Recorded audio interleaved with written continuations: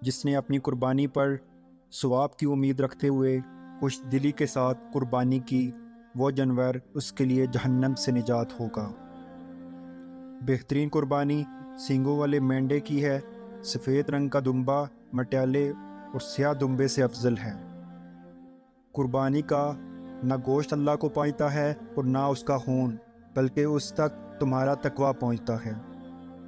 اس عید پر صرف جانور ہی قربان مت کریں، اپنی ضد، انا، حسد اور بدگمانی کو بھی قربان کیجیے تاکہ قربانیاں قبول ہو جائیں۔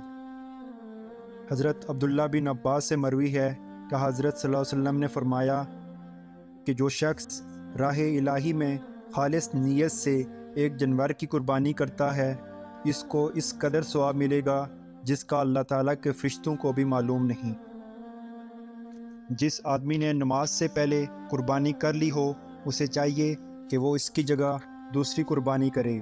جس نے نہ کی ہو تو وہ اللہ کا نام لے کر قربانی کرے۔ امیر المومنین حضرت فاروق اعظم نے ایک شخص کو دیکھا جو بکری کو زنج کرنے کے لیے اسے ٹانگ سے پکڑ کر گھسیٹ رہا تھا۔ آپ نے ارشاد فرمایا، تیرے لیے خرابی ہو، اسے موت کی طرف اچھے انداز میں لے کر جا۔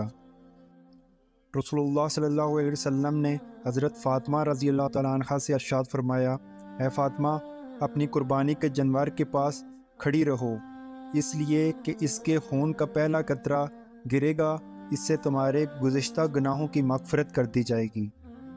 عرض کرنے لگیں، اے اللہ کے رسول، کیا یہ ہمارے اہل بیت کی خصوصیت ہے یا ہمارے ساتھ باقی مسلمان بھی شریک ہیں؟ نبی پاک صلی اللہ علیہ وسلم نے ارشاد فرمایا، ہمارے لیے بھی ہے اور باقی مسلمانوں کے لیے بھی۔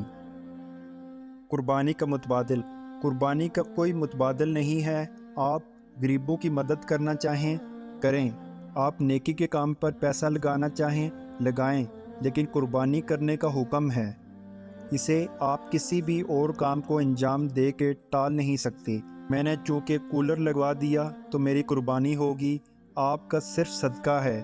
جب اللہ کی راہ میں اللہ کا نام لے کر جانور حلال کریں گے اور اس کا گوشت متعین کردہ طریقے سے بانٹیں گے۔ قربانی کے جانور سے جتنی تمہیں محبت ہوگی، تمہاری قربانی اللہ کو اتنی پسند آئے گی۔ جانوروں کو زنج کرنے سے پہلے پانی پلا دو۔ ایک جانور کے سامنے دوسرے جانور کو زنج نہ کریں۔ قربانی کے جانور کو چند روز پہلے سے پالنا افضل ہے تاکہ اس سے محبت ہو اور اب جانور کو قربانی کرنے سے زیادہ ثواب ملے گا۔ قربانی کی فضیلت۔ قربانی کرنے والے کو قربانی کے جانور کے ہر بال کے بدلے ایک نیکی ملتی ہے۔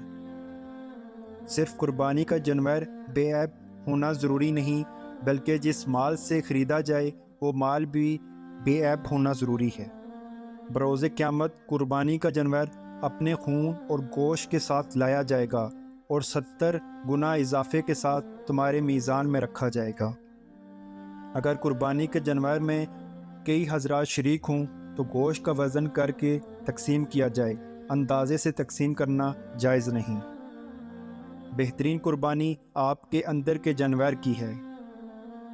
نوٹ: قربانی ایک ایسی عبادت ہے جس میں قدم قدم پر ریاکاری ہیں، دکھاوا، بڑھائی اور تکبر کے امکانات موجود ہیں، لہٰذا تینوں کو درست کیجیے گا، آپ کی قیمتی قربانی ضائع ہونے سے بچ جائے۔